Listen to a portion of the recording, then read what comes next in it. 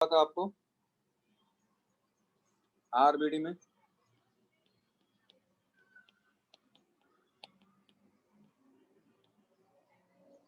Last class में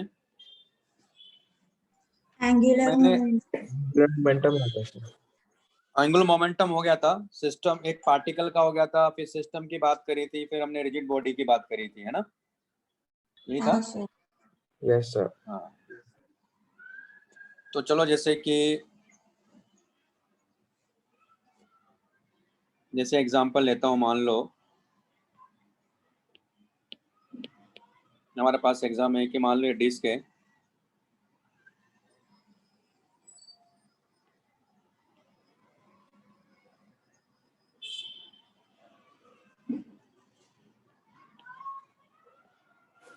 और ये मान लो ओमेगा से इस एक्सिस के अबाउट ये घूम रही है, इसका मास m और रेडियस r। ये डिस्क है जिसमें मास का डिस्ट्रीब्यूशन यूनिफॉर्म है। हमें इस एक्सिस के अबाउट इसका एंगुलर मोमेंटम चाहिए। Find the angular momentum of disc about given axis.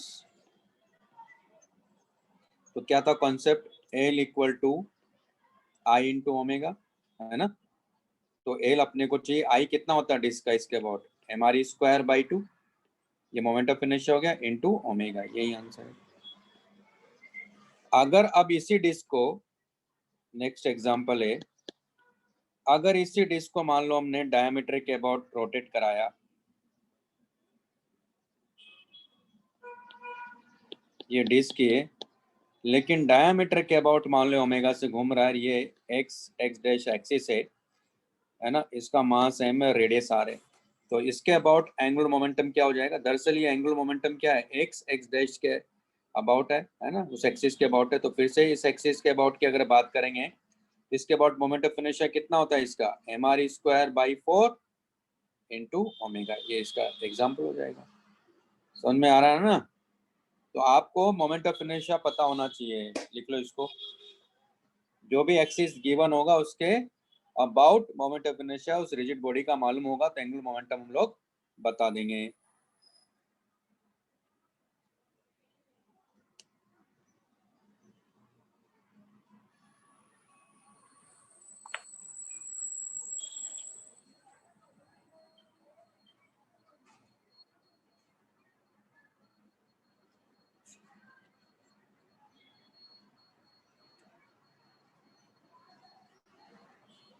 क्या पूछ रहे हैं आप?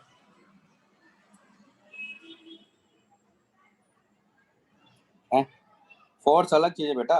इनर्शिया मतलब यहाँ ये इनर्शिया, मोमेंट ऑफ इनर्शिया जो है वो ट्रांसलेटरी मोशन में मास के इक्विवेलेंट है। ये रोटेटरी मोशन के लिए जब बात करेंगे तो आई जो इक्विवेलेंट है किसके? मास के। ठीक है,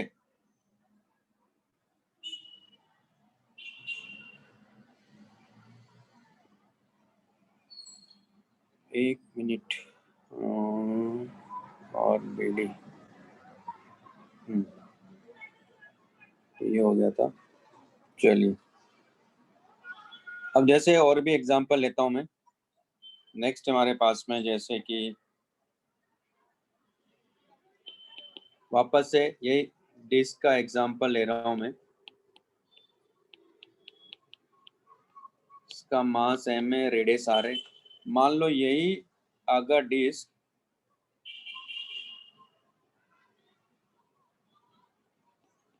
इसके प्लेन के परपेंडिकुलर, लेकिन ऐसे इसको है ना टेंजेंशियली जा रही है, लेकिन इसके प्लेन के परपेंडिकुलर, यानी इस एक्सिस के परपेंडिकुलर एक्सिस है ये ए डैश, और इसके अबाउट ये ओमेगा से घूम रही है। तो इसके अबाउट मोमेंट ऑफ इनर्शिया क्या होगा ये अपने को फाइंड करना है। ठीक है, तो यहाँ क्या होगा? इसके अबाउट मोमेंट ऑफ इनर्शिया तो पता नहीं है, लेकिन अगर इसके अबाउट मोमेंट ऑफ इनर्शिया पता चल जाए तो L A dash equal to क्या लिखोगे आप? I A dash into omega ना। तो हमें लेकिन ये मालूम है कि ये जो एक्सिस में ले रहा हूँ यहाँ एक्स डैश जो डॉटेड लाइन की जो एक्सिस है इसके अबाउट मोमेंट ऑफ इनर्शिया कितना होगा इसका I C M equal to M R square by two होगा कि नहीं होगा। तो पैरेलल एक्सिस थ्योरम लगा देंगे यहाँ। तो हमारे पास ए डैश इक्वल टू हो जाएगा I C M plus M D square. तो ये आ गया हमारे पास में M R square by two plus M R square, क्योंकि दोनों के बीच की जो डिस्टेंस है डी वो आर है। तो ये हमारे पास में आई ए डैश आ गया, कितना आ गया 3/2। तो I A dash equal to आ गया 3/2 एम आर स्क्वायर, यानी ए डैश एक्सिस के अबाउट मोमेंट ऑफ इनर्शिया हो गया 3/2 M R square into omega. यही आंसर है, ठीक है ना। तो इस तरह से करेंगे। मेरे ख्याल से बात अभी अच्छे से समझ में आ गई होगी, ठीक है ना। ये इसके परपेंडिकुलर एक्सिस है प्लेन के। भाई बात क्लियर है सबको? Yes, sir. Clear है. Yes, sir.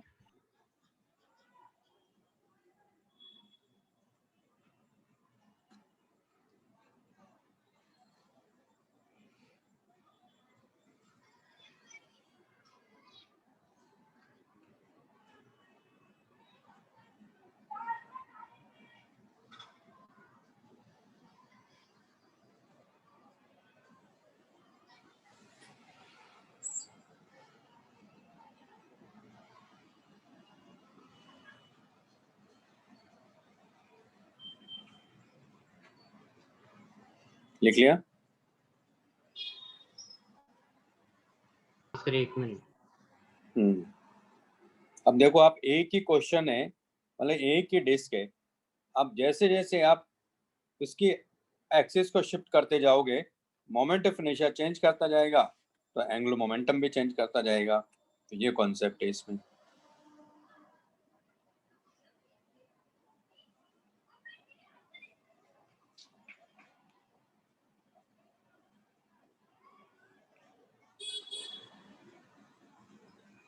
हो गया सर। लिख लेना। अब जैसे नेक्स्ट एग्जांपल, इसमें एग्जांपल 46।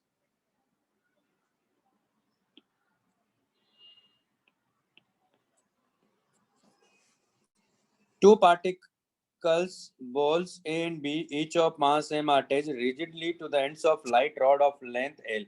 यानी जो रॉड है उसका कोई मास नहीं है।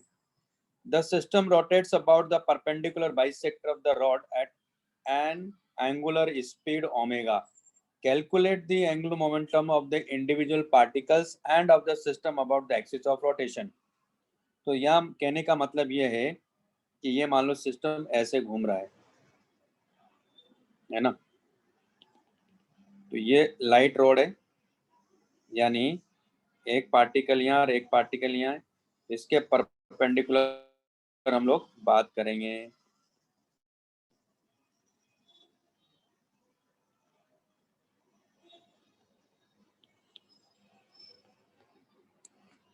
तो ये B है, ये A है, इसका मास m है, इसका मास m है। तो यहाँ ये क्योंकि रॉड की जो लेंथ है वो अपने को दिया हुआ है, तो आप यहाँ देखो कितनी है। तो ये L/2 डिस्टेंस जो है कि टोटल लेंथ L दिया हुआ है, ये भी L/2 हो जाएगा। तो ये आप देख रहे हो कि इसका मतलब इसकी वेलोसिटी क्या होगी यहाँ v equal to omega L/2 ना। इसकी वेलोसिटी क्या होगी v equal to omega L/2। दोनों की स्पीड क्या होगी यहाँ सेम होगी। तो कह रहा है कि एंगुलर मोमेंटम बताओ, है ना। फिर इसी में चलो मॉडिफाई करेंगे कि अगर रॉड का मास हुआ तो क्या होगा। तो अभी इसमें रॉड का मास नहीं है, अभी रॉड का मास भी मैं दूंगा। तो अभी तो इसका मोमेंट ऑफ इनर्शिया क्या लिखोगे आप, L, जो कि L x से डैश है, तो आप लिखोगे एक तरह से m इंटू L/2 का whole square into omega plus, है ना, प्लस क्या हो जाएगा m L/2 का होल स्क्वायर इंटू ओमेगा।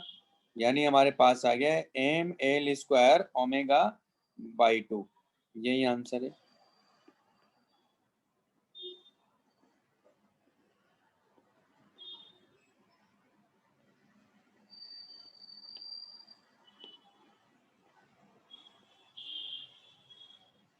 समझ में आया? अब ये ऐसा क्यों लिखा मैंने, लेकिन दोनों क्यों ऐड हो गए? क्योंकि दोनों की एक ही डायरेक्शन है। कैसे डायरेक्शन है वो भी समझ लेते। देखो भाई, इस पार्टिकल की बात करो आप, तो इसका आर वेक्टर इधर है कि नहीं, यानी टॉप से देखो आप। मैं इसको लिख लो फिर बताता हूँ। चलो इसका टॉप व्यू दिखाता हूँ आपको।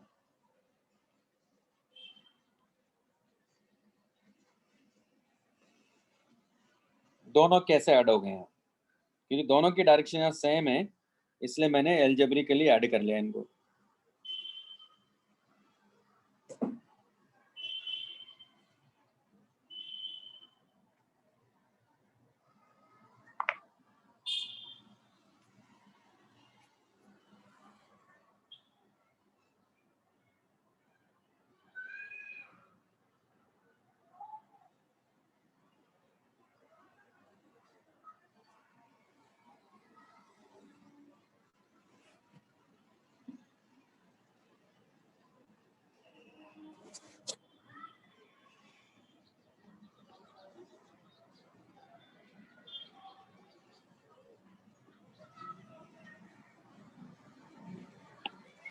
ठीक है ना, लिख लिया सबने?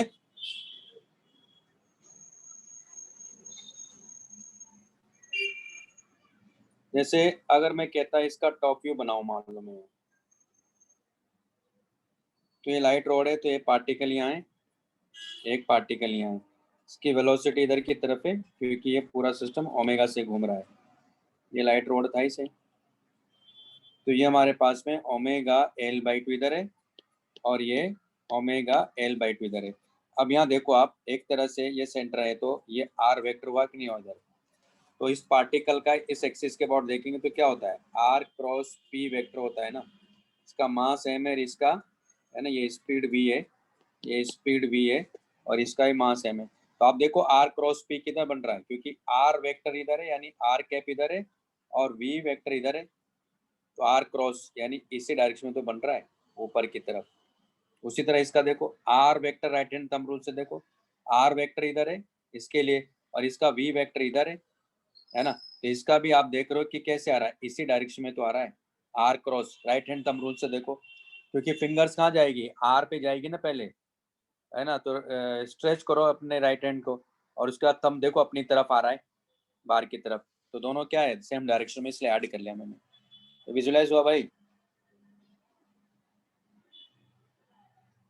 हाँ सर। विजुलाइज नहीं हुआ बेटा? यहाँ से देखो पहले, इसका देखो, ये इसका देखो आप, ध्यान से देखो, ये क्या है, आर वेक्टर है इस डायरेक्शन में, तो आर वेक्टर इधर है और वेलोसिटी वेक्टर इधर है कि नहीं। तो आर क्रॉस वी किधर जाएगा इसका बताइए, क्योंकि इसको क्या लिखोगे आप, आर वेक्टर क्रॉस एम को तो बाहर ले लो, चलो, तो वी वेक्टर इनटू एम। तो आर क्रॉस वी किधर आ रहा है, राइट हैंड थंब रूल से देखो, स्मॉलर एंगल लेते हुए चलते हैं ना हमेशा, आर से वी स्मॉलर एंगल, जो कि स्मॉलर एंगल इस केस में क्या 90 डिग्री है बेटा। ये इस प्लेन के परपेंडिकुलर आपको आर, भाई दो वेक्टर है ना, आर वेक्टर और वी वेक्टर है, आर क्रॉस वी वेक्टर किधर है ये बता दो आप तो मुझे इसमें, R vector cross V vector किधर है? नहीं नहीं, समझ में आना चाहिए, सॉरी वॉरी नहीं, आप बस इतना समझो कि अभी क्लियर है ना। R vector cross V vector देखो, तो वो किधर आ रहा है, ऊपर की तरफ आ रहा है ना, अपनी तरफ, है कि नहीं। उसी तरह इधर का देख दो आप, इसका देखो, इसका आर वेक्टर इधर है और इसका वी वेक्टर इधर है, इसका किधर आ रहा है देखो, राइट हैंड थंब रूल से स्मॉलर एंगल लेते हुए चलना है, तो कर्ल फिंगर, तो कैसे जा रहा है देखो, फिंगर्स जो है ऐसे आ रही है हमारी, और थंब किधर है, बाहर की तरफ है अपनी, तो दोनों ये क्या है, एक ही डायरेक्शन में तो आ रहे हैं, इसलिए दोनों क्या हो जा रहे हैं, वहां ऐड हो जा रहे हैं। अभी क्लियर है? राइट हैंड थंब रूल को अच्छे से यूज करना सीख लो, बस ये है, समझ में आ जाएगा, कोई दिक्कत नहीं।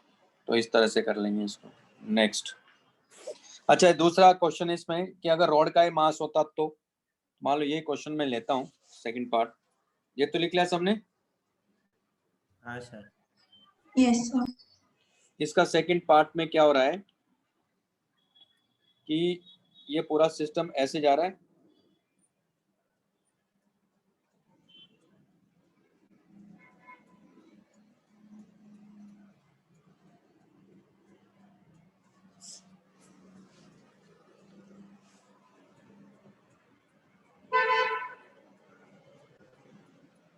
तो इस केस में भी ये ऊपर की तरफ ही है और इस केस में भी ऊपर की तरफ ही है, मतलब बाहर की तरफ ही है। इसका मतलब दोनों एक ही डायरेक्शन में है, तो क्या हो गया, अलजेब्रिकली ऐड हो जाएंगे वो।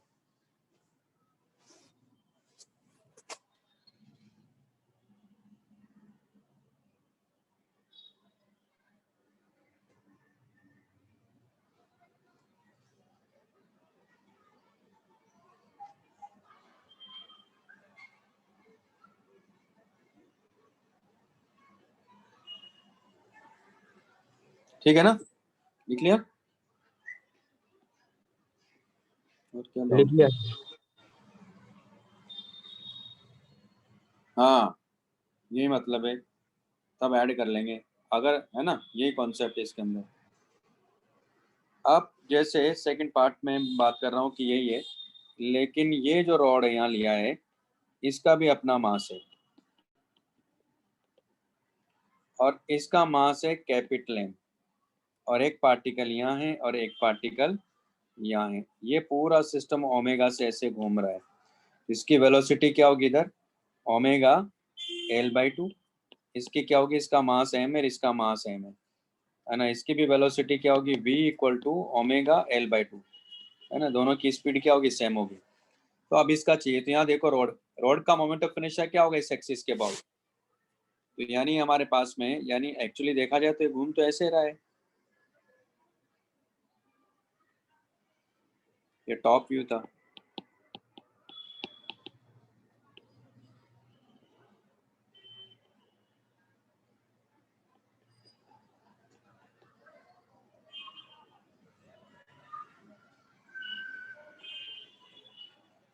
ये ऐसे जा रहा है और ये ऐसे जा रहा है। इसका मास m है, इसका मास m है। ये a है और ये b है। तो यहाँ इस एक्सिस के अबाउट जो है, ये जो एक्सिस है इसके अबाउट एंगुलर मोमेंटम हो जाएगा, पहले पार्टिकल का लिखेंगे तो m L/2 का होल स्क्वायर इंटू, है ना, ओमेगा m L/2 का whole square into omega into 2 कर देंगे, दोनों का एक ही डायरेक्शन, प्लस रॉड का क्या होगा मोमेंट ऑफ इनर्शिया इसके about m L square by 12 होता है ना, इंटू ओमेगा कर देंगे। ये आंसर है। तो अगर रॉड भी होता तो इसका एंगुलर मोमेंटम ये होगा, इसके जो एक्स एक्स डैश एक्सिस जो दिया है, ये क्लियर है भाई? क्योंकि रोड का इस एक्सिस के अबाउट मोमेंट ऑफ इनर्शिया कितना होता है, ml स्क्वायर बाई 12।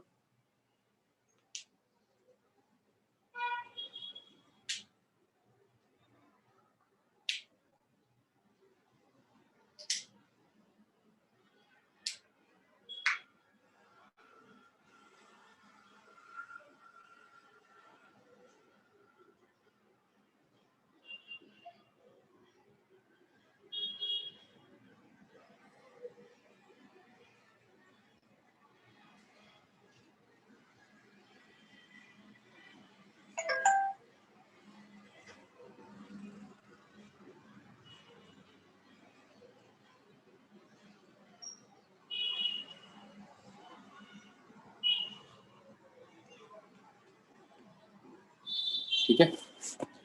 अब जैसे नेक्स्ट हमारे पास में इसी में एक और एग्जांपल लिया है 47, उसको भी बताता हूँ मैं आपको। लिख लिया सबने? हाँ सर।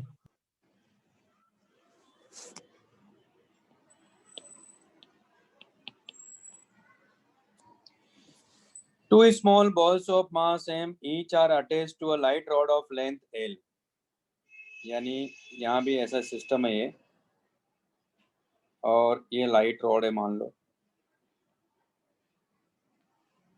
और दो पार्टिकल है, एक यहाँ है और एक यहाँ है, और इस एक्सिस के अबाउट ये पूरा सिस्टम घूम रहा है ओमेगा से। ये अपने को जो फिगर दिया है वो इसमें बुकलेट में है, वो टॉप व्यू दिया हुआ है। ये ए है और ये बी है, तो ये इस सर्कल में घूम रहा है और ये इस सर्कल में घूम रहा है, बी तो है कि नहीं। कह रहा है कि two small balls of mass M, दोनों का मास एम है, each are attached to a light rod of length L, one at its centre and the other at a free end. यानी इसका मतलब है कि ये इसके यहाँ से जो डिस्टेंस है ये L/2 है और ये जो डिस्टेंस है ये L है।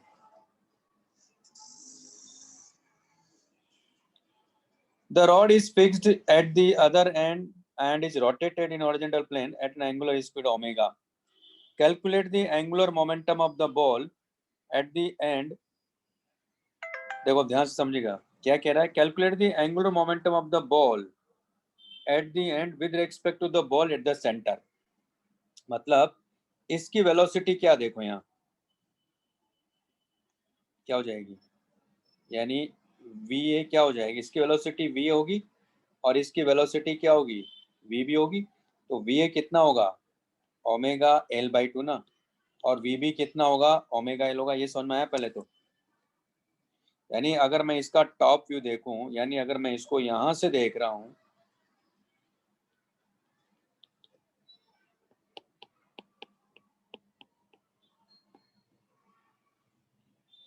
तो आप यहाँ देखो ये पार्टिकल ए है जो इसमें घूम रहा है, ये पार्टिकल बी है, ठीक है.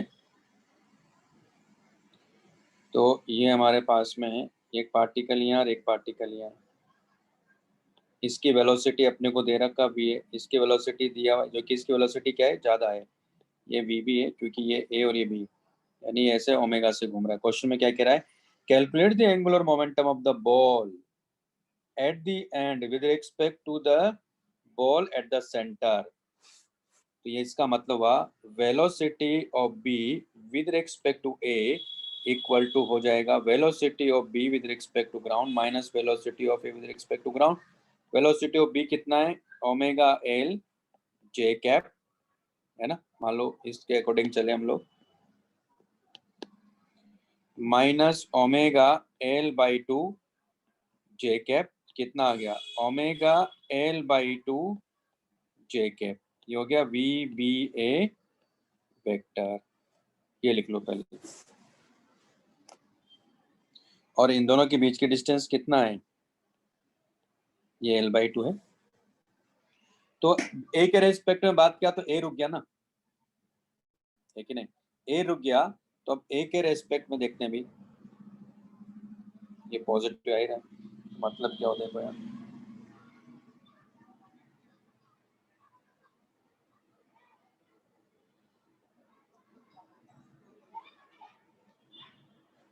सीधा सीधा ऐसे ऐसे भी कर सकते हो ना. ये डिस्टेंस एल है, ये पार्टिकल की वेलोसिटी अगर ये है तो हमारे पास देखो वेलोसिटी क्या होगी, लिख लो इसको फिर समझा देता हूँ ज़्यादा अच्छा.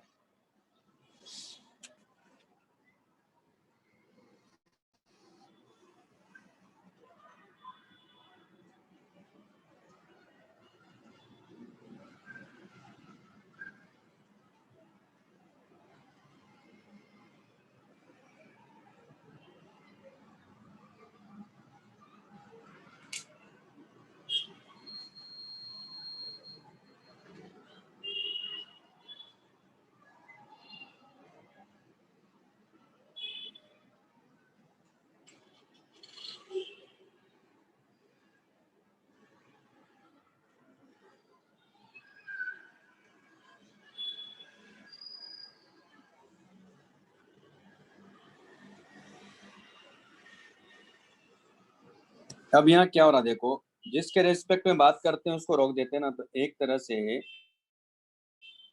ये भाई रोड ऐसा था, तो ये बी हमारे पास में, तो ए क्या हो रुक गया. अब इसका ये पॉजिटिव आ रहा है, इसका मतलब ये वेलोसिटी कितनी आ रही है ओमेगा एल बाई टू आ रही है ना वी बी ए. तो ये तो रेस्ट पर आ गया, ये रेस्ट पर आ गया, तो इसका मतलब इसके अबाउट ये घूम रहा है, ठीक है. अब आप देखो डिस्टेंस तो एल एल बाई टू है ना, तो इसके अबाउट भी देखो आप ओमेगा से तो घूम रहा है. बताइए घूम रहा है कि नहीं घूम रहा है, क्योंकि ये क्या लिखोगे आप देखा जाए तो omega dash L by to है मान लो, तो ओमेगा डैश अल्टीमेटली क्या हो रहा है ओमेगा आ रहा है ना. तो ओमेगा से घूम रहा इसके अबाउट, तो इसके अबाउट ये वेलोसिटी दे रखा है. तो हमारे पास कॉन्सेप्ट क्या है, यानी परपेंडिकुलर डिस्टेंस है, तो ये हो जाएगा R M V equal to L, तो यानी आ जाएगा बी का ए के रेस्पेक्ट में. तो आर कितना है यहाँ L by two into M into V कितना है ओमेगा एल बाई टू. तो आंसर हो गया M omega L square by 4, ये आंसर आ जाएगा मेरे ख्याल से.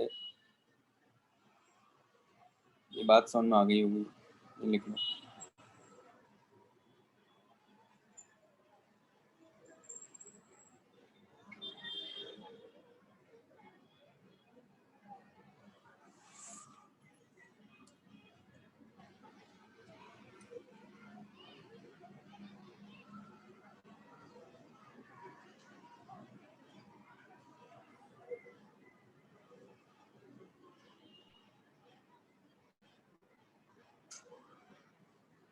हो गया ना संस्कार?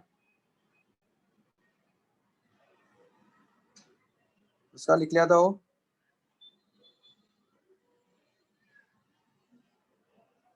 हो गया लिख के जवाब। सर। ये भी लिख लो।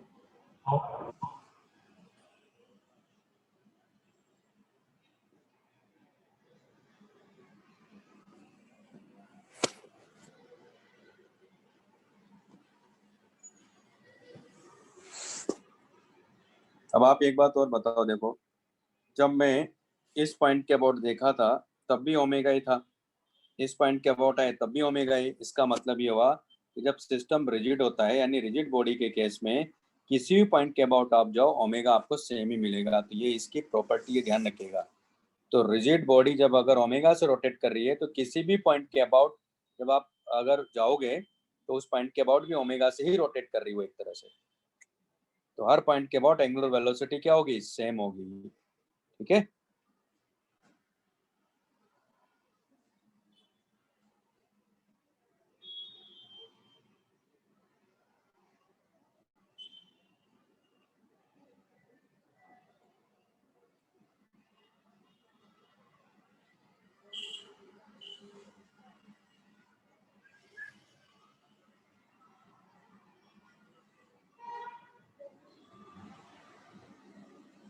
हाँ, L/2 डिस्टेंस ही तो है, देखो ना भाई, पूरी जो डिस्टेंस है ये कितनी है? ये L है ना, ये डिस्टेंस L है ना, और ये देखो यहाँ से इन दोनों के बीच की डिस्टेंस L/2 है। ये दे भी रखा ना मैंने। क्लियर है भाई?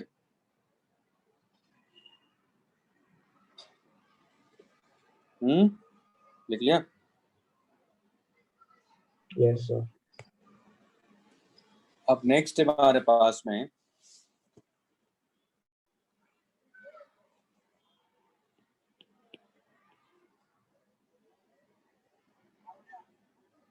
LW क्या होता है?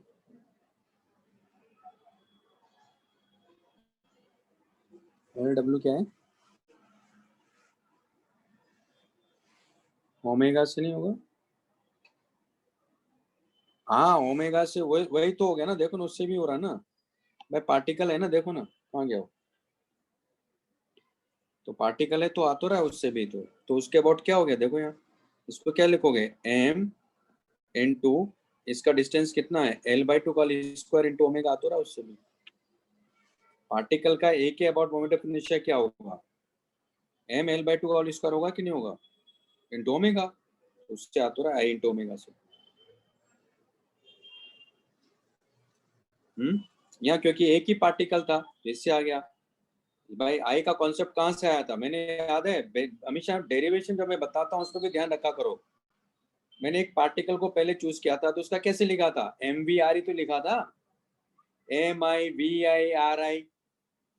और उसके बाद मैंने उसका समीशन लेकर total moment of inertia body का लिया था। तो एक पार्टिकल का पहले सीखा, फिर सिस्टम का सीखा, फिर हम लोग रिजिड बॉडी पर आए थे। क्लियर है कि नहीं है?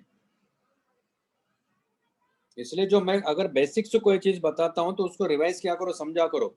ऐसे हवा में या जैसे यहाँ लिख दिया तो ऐसे थोड़ी लिख दिया मैंने। मैं पहले पार्टिकल का ही सिखाया था मैंने आपको। पार्टिकल से मैं सिस्टम पर गया था, सिस्टम से एक रिजिड बॉडी पर गया था जहाँ मास का डिस्ट्रीब्यूशन यूनिफॉर्म है। उसके पहले मैं डिस्क्रीट मासेस का दिखाया था, है कि नहीं? वेक्टर सम लिखा था, याद हो तो आपको, L vector equal to L1 plus L2 vector plus L3 vector and so on. और सब एक ही डायरेक्शन में तो एल्जेब्रिकली ऐड कर लेते हैं। ये था। जब डायरेक्शन ही सेम है तो फिर वेक्टर लिखने की जरूरत नहीं, वहां सबको एक ही डायरेक्शन में है तो सबको एल्जेब्रिकली ऐड कर देंगे। तो ये था। ठीक है भाई। नेक्स्ट है लॉ ऑफ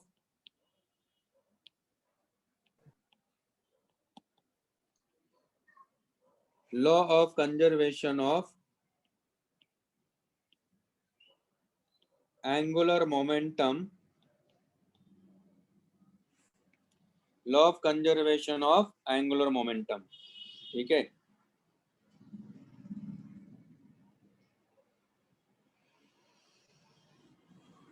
तो जब भी law of conservation of angular momentum की बात करेंगे हम लोग,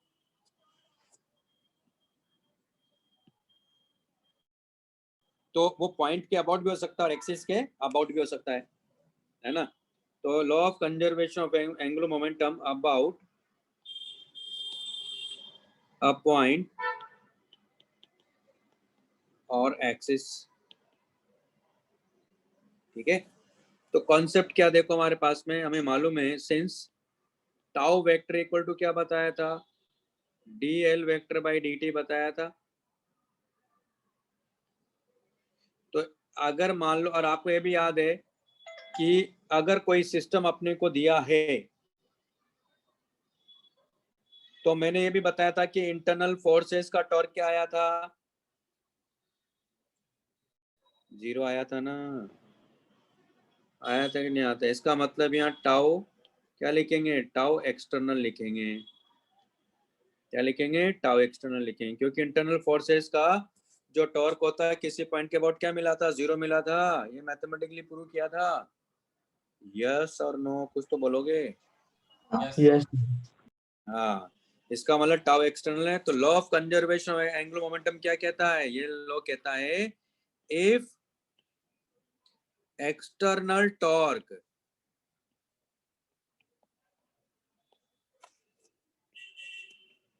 about a point or axis is 0, then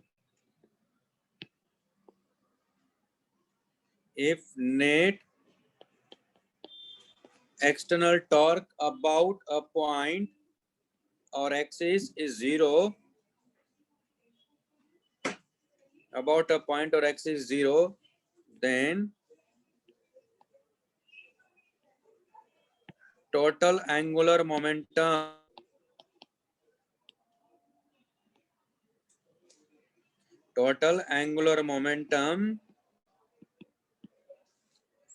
will be conserved about that point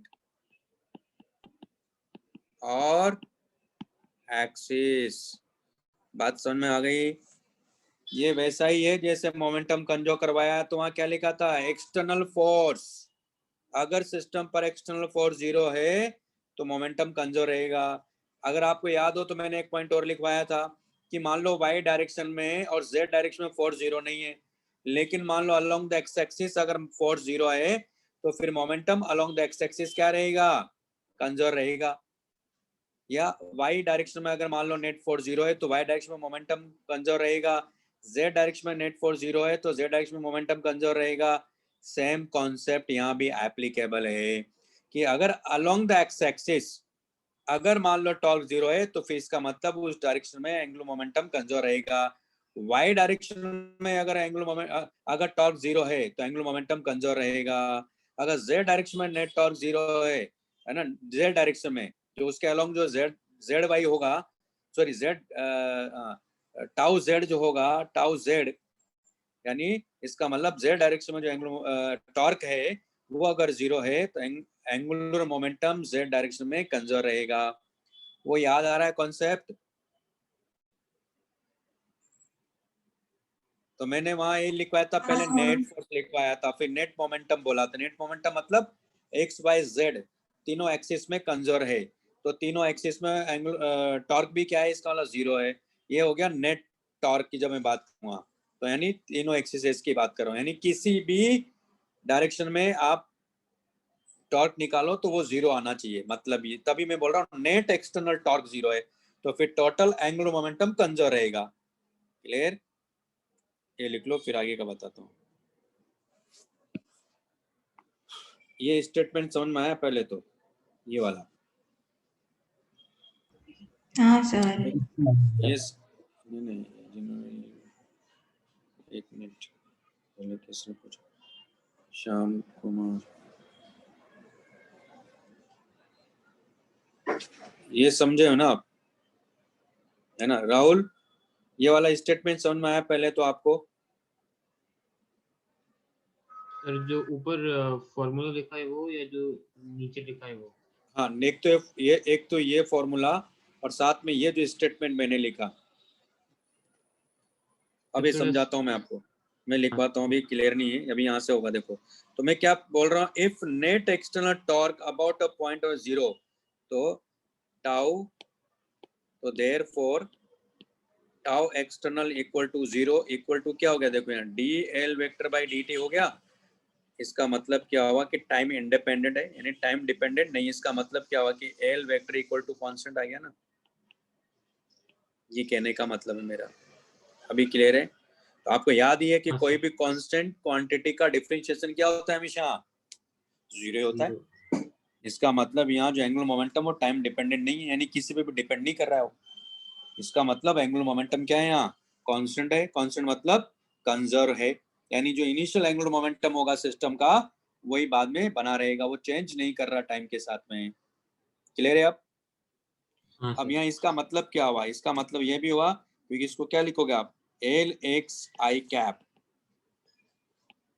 L Y J cap, इसलिए मैंने इसको टोटल एंगुलर मोमेंटम बोला है ना। तो एल जेड के कैप इक्वल टू कांस्टेंट है। इसका मतलब है कि क्योंकि टॉर्क जो है अलोंग द एक्स एक्सिस भी जीरो है, अलोंग द वाई एक्सिस भी जीरो है, अलोंग द जेड एक्सिस भी जीरो है, इसका मतलब तीनों डायरेक्शन में एंगुलर मोमेंटम क्या रहेगा, कंजर्व रहेगा। ये मैं कह रहा क्या चाह रहा हूं अभी यहाँ इस केस में। अब आगे का केस पे चलता हूं।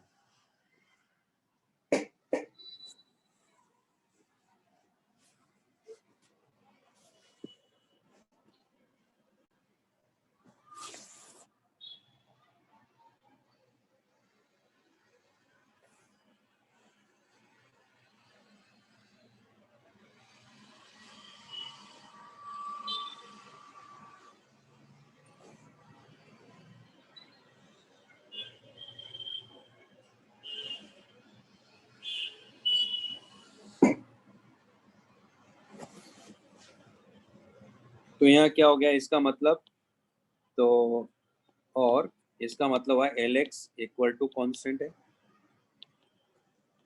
L Y equal to constant है, और L Z equal to constant है।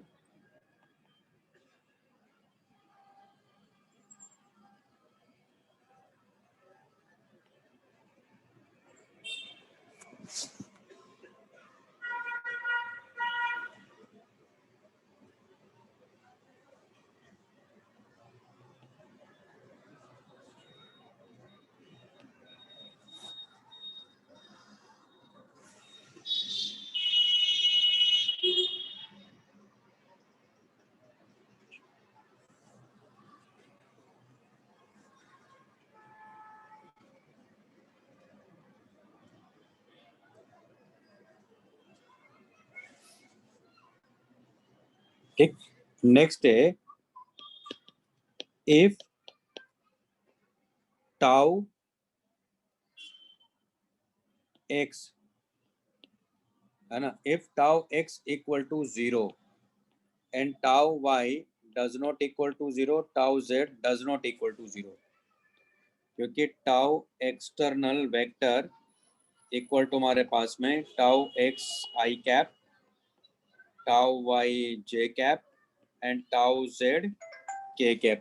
तो अगर मैं कहता हूँ ये जीरो, इसका मतलब हुआ कि एल एक्स क्या होगा यहाँ, कांस्टेंट होगा, यानी कंजर्व रहेगा, यानी along the x axis angular momentum क्या रहेगा, कंजर्व रहेगा।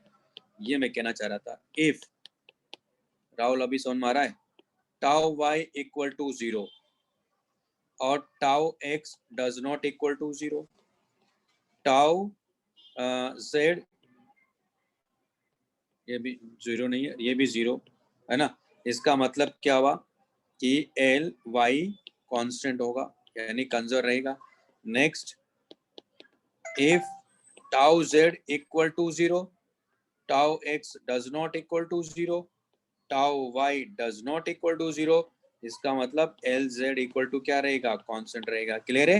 हाँ, ये भी हो सकता है कि टाउ जेड भी जीरो हो और टाउ एक्स भी जीरो हो, तो फिर एक्स के अलोंग भी कंजर्व रहेगा, जेड के अलोंग भी कंजर्व रहेगा। ठीक है?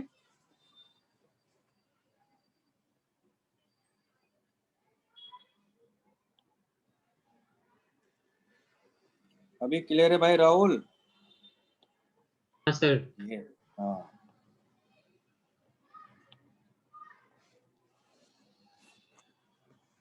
अच्छा एक चीज जो है वो आप इसको लिख लो, फिर वापस से चलते हैं।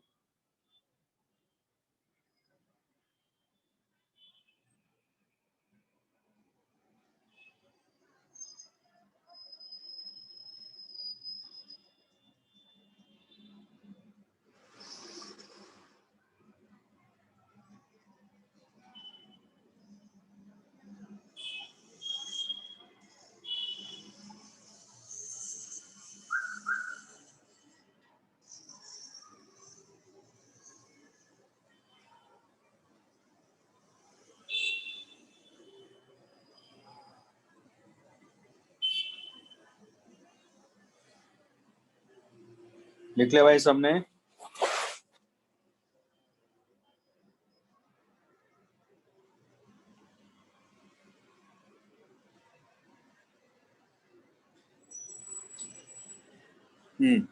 अब यहाँ देखो आप, नेक्स्ट एक पॉइंट और ऐड कर लेते हैं। आपको याद होगा मैंने एक पॉइंट वहां लिखवाया था सेंटर ऑफ मास में कि अगर एक्सटर्नल फोर्स मान लो लग रहा है, लेकिन अगर वो नॉन इम्पल्सिव है, तो हम लोग लीनियर मोमेंटम कंजर्व करवा सकते हैं। किस टाइम पर? कॉलिजन के दौरान।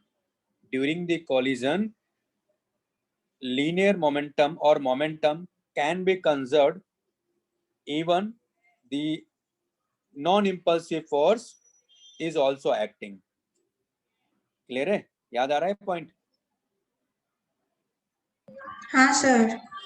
तो इसका मतलब ये हुआ कि यहाँ भी अगर मान लो नॉन इम्पल्सिव फोर्स का टॉर्क किसी पॉइंट और एक्सिस के अबाउट आ रहा है, तो उस ड्यूरिंग द कॉलिजन यानी उस इंस्टेंट पर हम लोग एंगुलर मोमेंटम कंजर्व करा सकते हैं।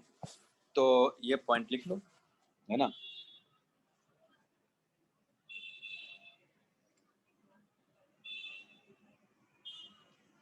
If torque due to non-impulsive, if torque due to non-impulsive forces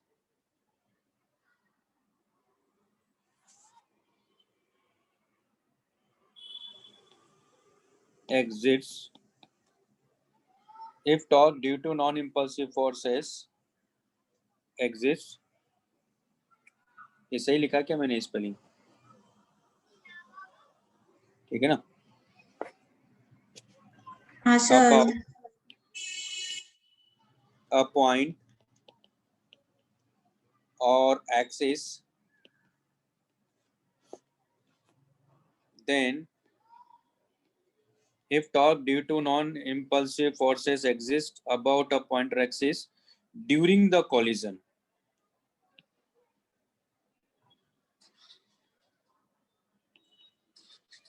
during the collision, then at that instant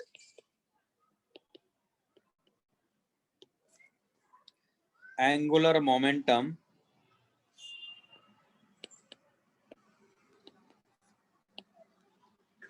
can be conserved about that point और axis. Clear है भाई? इस पॉइंट का ध्यान रखेंगे क्वेश्चन करने के लिए। तो मेरे कहने का मतलब है कि अगर आपको सेंटर ऑफ मास में फोर्स के बारे में पता है, मोमेंटम कंजर्वेशन के बारे में पता है, तो सेम कॉन्सेप्ट हम लोग यहाँ भी यूज कर सकते हैं और करेंगे। ठीक,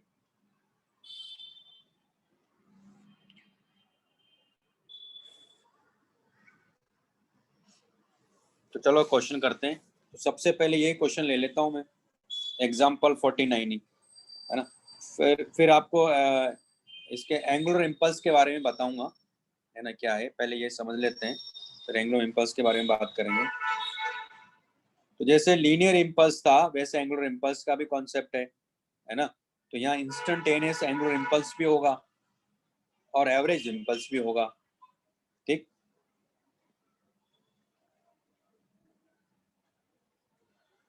तो हमारे पास में क्वेश्चन है कि एग्जाम्पल 29 की मैं बात कर रहा हूँ।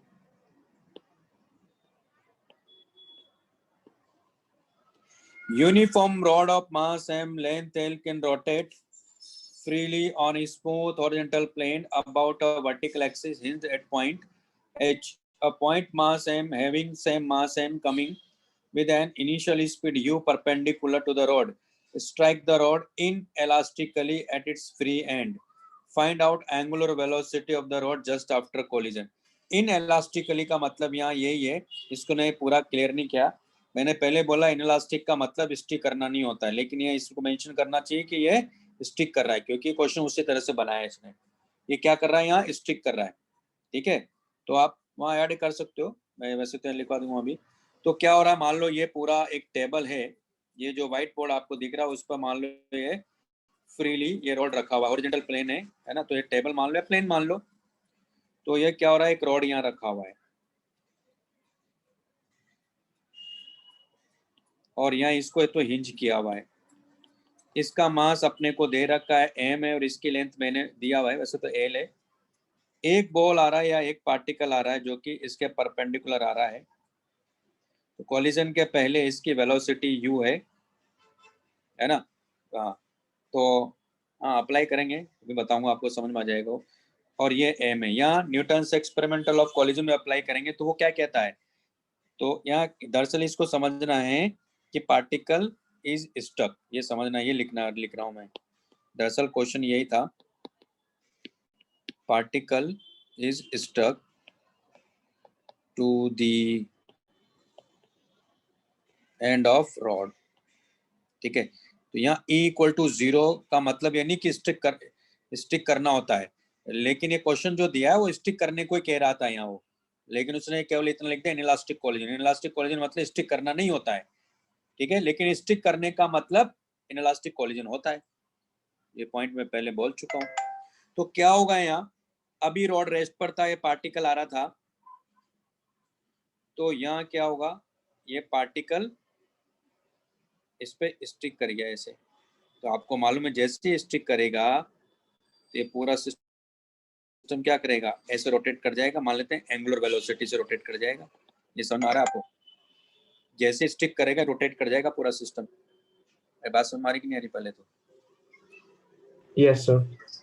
तो ये पूछ रहा है कि find out the angular velocity of the rod just after collision, बताओ। तो आप खुद ही देखो, जैसे रोटेट करेगा तो इस एंड की जो वेलोसिटी होगी वो क्या होगी, ओमेगा एल होगी कि नहीं होगी। अगर इसकी ओमेगा एल है तो ये जो पार्टिकल या जो बॉल है इसकी भी तो ओमेगा एल ही होगी, तो दोनों की वेलोसिटी क्या हो गई, सेम हो गई। इसका मतलब यहाँ E इक्वल टू 0 ही तो था, स्टिक कर गया तो E इक्वल टू 0 होगा, तभी तो दोनों जहाँ कॉलिजन होता है वहाँ की वेलोसिटी लेते हैं, वहाँ ध्यान रखना है। क्योंकि अभी आगे एक क्वेश्चन और लूंगा मैं भी, जिसमें क्या होगा, इनलास्टिक कॉलिजन लूंगा मैं, जिसमें Newton's experimental law of collision भी अप्लाई करूंगा मैं। अभी तो इसमें स्टिक कर गया तो इसमें तो E equal to 0, Newton's experimental law of collision apply किया, दोनों की वेलोसिटी क्या होगी, सेम होगी। तो दोनों v मतलब ओमेगा इंटू एल से क्या करेंगे, मूव करेंगे, लेकिन इस सर्कल में क्या करेंगे, घूम जाएंगे ऐसे, है ना। क्योंकि एक एंड क्या है इसका, रोड का फिक्स है ना, तो ये क्या करेंगे, ऐसे सर्कल में घूम जाएंगे। बात समझ में आ रही है यहाँ तक? अब क्या करेंगे, एंगुलर मोमेंटम कंजर्व करवाएंगे। तो अब एंगुलर मोमेंटम किस पॉइंट के अबाउट कंजर्व करवाएं, तो होता क्या है, जब ये जाके टकराएगा तो ये जो पॉइंट है ना, हिंज पॉइंट, ये तो नेल है ना यहाँ, है ना। एक मिनट पहले इसको समझाता हूँ, फिर लिखने के लिए देता हूँ मैं। तो अगर इसका फ्री बॉडी डायग्राम बनाओ आप, तो मैंने इसको इतना बड़ा बना लिया रोड को, और ये वाला पार्ट है, और ये जाके स्टिक कर गया यहाँ, है ना। तो आप यहाँ देखो नेल है ना यहाँ, तो जैसे ही ये इसको जाके टकराएगा तो यहाँ क्या होगा, एक तरह से इम्पल्सिव फोर्स डेवलप होगा। तो मैंने मान लिया कि इधर कहीं होगा, तो एन डैश इम्पल्सिव फोर्स होगा, तो यहाँ नेल को भी तो लगेगा, ये कितना लगेगा, अपोजिट डायरेक्शन में according to Newton third law. मुझे नहीं मालूम कि ऊपर की तरफ उधर की तरफ लगेगा बाय डायरेक्शन में, है ना, मैंने तो मान लिया। तो नेल को किधर लगेगा, नेगेटिव वाई डायरेक्शन में लगेगा। आप यहाँ देखो, इसका एबीडी बनाओ,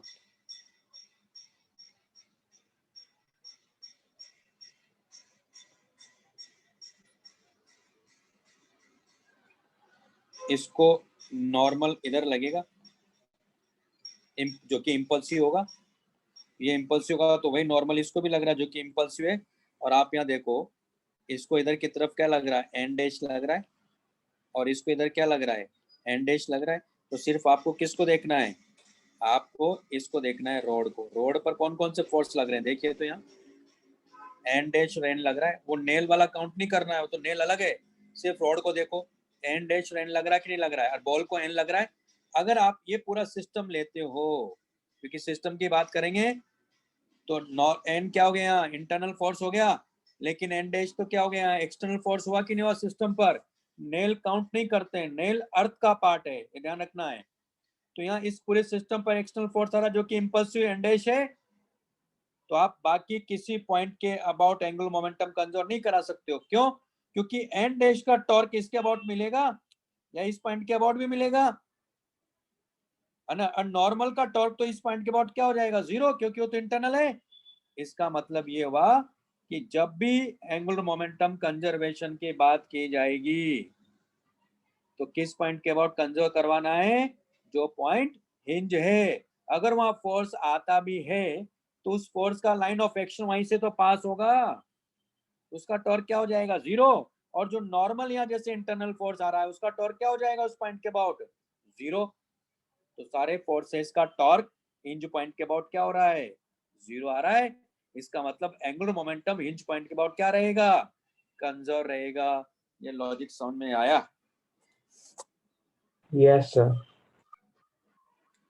क्लियर है भाई सबको ये पॉइंट? इसीलिए मैंने, आपको याद होगा, ये इंटरनल फोर्सेस का टॉर्क ये सब पहले लिखवा दिया, क्योंकि मुझे अब जरूरत पड़ेगी, इसलिए सारे पॉइंट पहले लिखवा दिए। तो जब तक आप जो मैं पॉइंट लिखवाता हूँ उसको अच्छे से नहीं तैयार करोगे, आगे के कॉन्सेप्ट नहीं बन सकते हैं।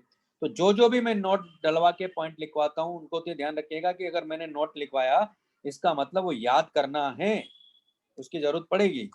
तो अगर मैं कोई भी डेरिवेशन बताता हूँ, कोई भी कॉन्सेप्ट बताता हूँ, उसको आप याद कर लो, स्टार डाल लो वहां की, याद करना ही है, आगे जरूरत पड़ेगी तभी सर ने बताया है अपने को, है ना। तो क्या करेंगे, एंगुलर मोमेंटम हिंज पॉइंट के अबाउट कंजर्व रहेगा, ये बना लो पहले, सब लिख लो, फिर ये लास्ट इसके बाद छोड़ दूंगा मैं आपको।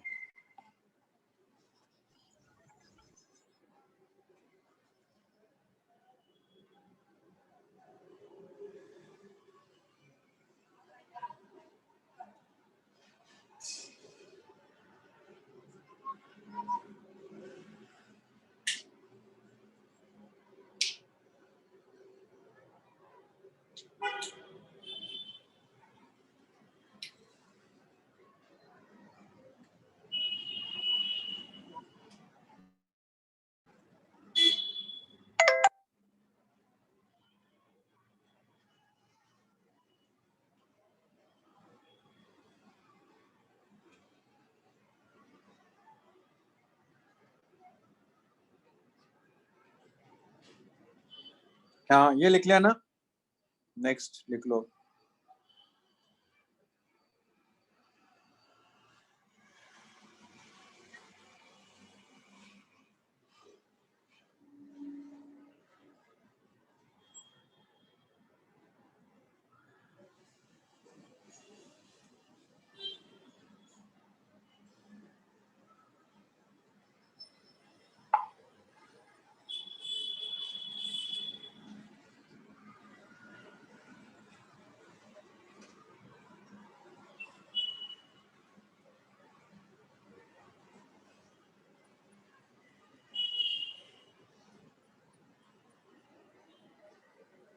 लिख लिया भाई यहाँ तक?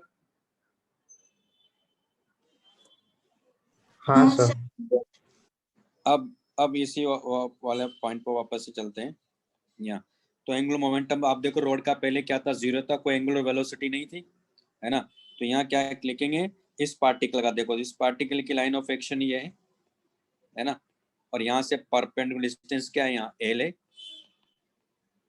तो इसका मतलब इस पॉइंट के अबाउट जाएंगे तो एक तरह से इसका आर वेक्टर इधर हुआ और वेलोसिटी वेक्टर उधर है, इसकी वजह से टॉर्क किधर है, मतलब ये एंगुलर मोमेंटम किधर है, बाहर की तरफ हुआ ना, क्योंकि मैं क्या कह रहा हूँ यहाँ आर वेक्टर इधर हुआ और वी वेक्टर इस पार्टिकल का इधर है।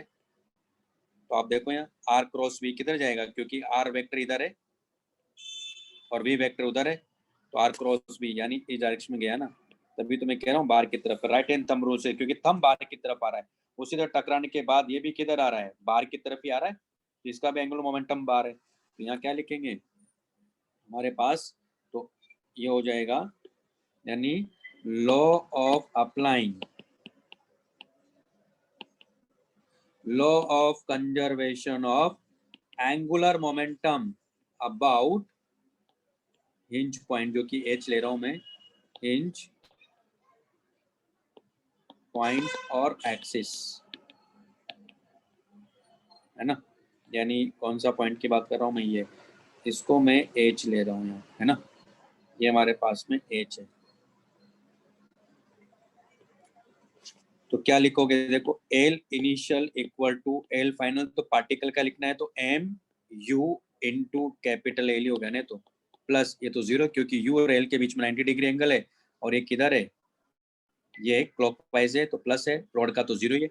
और उसके बाद तो पूरा एक रिजिड सिस्टम हो गया, तो रॉड का क्या लिखोगे आप, एम एल स्क्वायर बाई 3 ना, ये मोमेंट ऑफ इनर्शिया है कैंडी के अबाउट, प्लस पार्टिकल का एम एल स्क्वायर ये इनटू ओमेगा ना, ये भी क्लॉकवाइज है। ये समझ में आया सबको?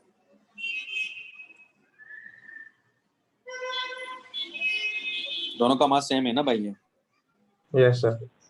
भाई क्लियर है सबको? ये वाला पॉइंट मैंने क्या कहा, वैसे तो नेक्स्ट क्लास में और क्वेश्चंस लूंगा मैं, अभी ये क्लियर है कि नहीं? क्लियर है। हाँ, Clear अब है इसको सर। अब इसको सॉल्व करेंगे क्या मिलेगा, तो हमारे पास आ जाएगा M U L equal to 4m L square by 3 into omega, omega equal to आ गया 3u बाई 4l, यही आंसर है। ठीक है, नेक्स्ट क्लास में हम बात करेंगे कि बस हो गया बेटा, लेकिन 1 घंटा मैं आज इसलिए दे रहा हूँ कि आपको बोर्ड का पढ़ना है घर पे, ठीक है, इसलिए दिया, नहीं तो मैं भी पढ़ाता आपको। क्लियर है? इसको टाइम वेस्ट मत करेगा लेकिन अब। Yes sir. और कल कल बोर्ड की क्लास है, उसको करना है। हाँ सर। Yes sir. यही जो वाला बताऊं एक बार वापस से, जिसको डाउट है वो रुक सकता है, बाकी जाइए पढ़ाई करिए अभी। हाँ शेष क्या हुआ बताइए?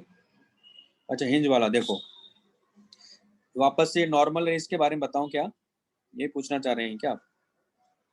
देखो फिर से फ्रेश तरीके से समझते हैं।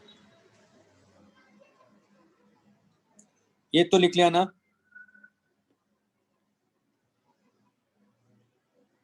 शेष लिख लिया है,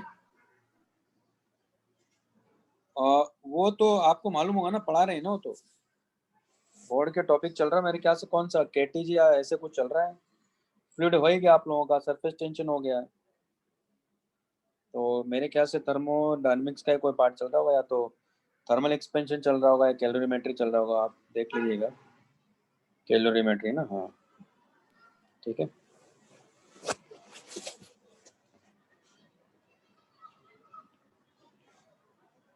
शेष देखो मैं बताता हूँ, वापस लिख लिया ने, देखो हो क्या रहा है, मैंने क्या किया कि ये रॉड था और यहाँ हमने हिंज किया हुआ है ना, ये हिंज पॉइंट है एच, जिसके अबाउट ए रॉड रोटेट कर सकता है, और ये पार्टिकल आ रहा था इधर यू स्पीड से, इसका मास है में, तो मैं ये कह रहा हूँ कि हम इसके अबाउट एंगुलर मोमेंटम क्यों कंजर्व करवा रहे हैं, तो मैंने क्या किया, आपको एक फ्री बॉडी डायग्राम बना के बताया ऐसा, यहाँ नेल है, तो नेल को काउंट नहीं करते हैं, वो इस सिस्टम का पार्ट नहीं होता है, ध्यान रखना है, और ये पार्टिकल जाके टकरा रहा है यू स्पीड से, तो क्या होगा, इसको इम्पल्स ऐसे लग रहा है, यानी नॉर्मल इम्पल्सिव फोर्स है, यहाँ भी नॉर्मल इम्पल्सिव फोर्स है, और यहाँ भी इम्पल्सिव फोर्स डेवलप हुआ एन डैश, और यहाँ इसको एन डैश इधर लग रहा होगा नेल को। तो आप यहाँ देखो इस पूरे सिस्टम पर अगर आप जाओगे तो एक्सटर्नल फोर्स क्या आ रहा है इस सिस्टम पर, एन डैश जो नेल वाला उसको काउंट नहीं करना है, तो एन डैश आ रहा है क्योंकि जो है एन यहाँ वो तो इंटरनल फोर्स हो गया ना, तो एन डैश आ रहा है, तो इसका मतलब आप इस पॉइंट के बाद टॉर्क नहीं ले सकते हो। क्यों? क्योंकि उसका टॉर्क क्या आ रहा है, इम्पल्सिव फोर्स का टॉर्क आ रहा है इधर, क्या जाएगा एन डैश इंटू जो भी डिस्टेंस है यहाँ से, तो आप इस पॉइंट के बाद टॉर्क नहीं ले सकते हो, एंगुलर मोमेंटम मतलब कंजर्व नहीं करा सकते क्योंकि टॉर्क आ रहा है। लेकिन अगर आप इस पॉइंट के अबाउट जाते हो, इस पॉइंट के अबाउट जाते हो, तो वो जो नॉर्मल है वो तो यहीं से पास हो रहा है, और जो नॉर्मल है, जो यहाँ नॉर्मल लगेगा इसको इधर और एक इधर, नहीं नहीं, नेल सिस्टम का पार्ट नहीं मानते हैं, नेल वो अर्थ के साथ माना जाता है, तो रॉड को देखना है और पार्टिकल को देखना है, क्लियर है? तो इसलिए हमेशा हिंज पॉइंट के अबाउट हमें एंगुलर मोमेंटम कंजर्व करवाना है। क्यों? क्योंकि उसके बाद टॉर्क क्या होगा, जीरो होगा, इसलिए इस तरह के केसेस में मान लो अगर एक आप कहोगे सर यहाँ फोर्स एफ लगा दें तब भी कंजर्व रहेगा क्या, नहीं तब थोड़ी रहेगा। हाँ, आपने एक्सटर्नल फोर्स ला दिया तो फिर तो यहाँ, हाँ, लेकिन अगर नॉन इम्पल्सिव है तो बिल्कुल कंजर्व रहेगा फिर भी। लेकिन अगर मान लो आप ये नहीं कह सकते लार्ज क्वांटिटी में मान लो, तब आप नहीं लगा सकते कि एंगुलर मोमेंटम कंजर्व रहेगा ही, नॉन इम्पल्सिव तब तो रहेगा ही, तब वो अलग कैसे डिस्कस करेंगे बताएंगे, क्लियर है श्रेयस?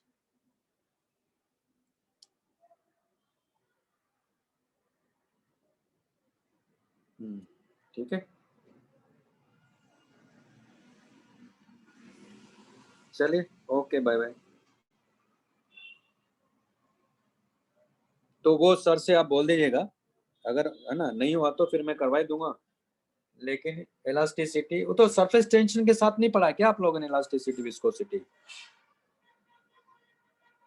क्योंकि सरफेस टेंशन फ्लूइड मैकेनिक्स ये एक साथ होता है।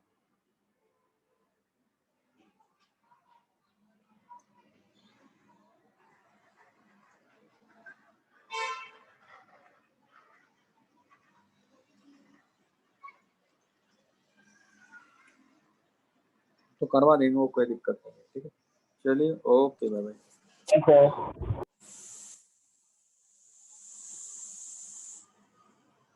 Bye bye bye bye.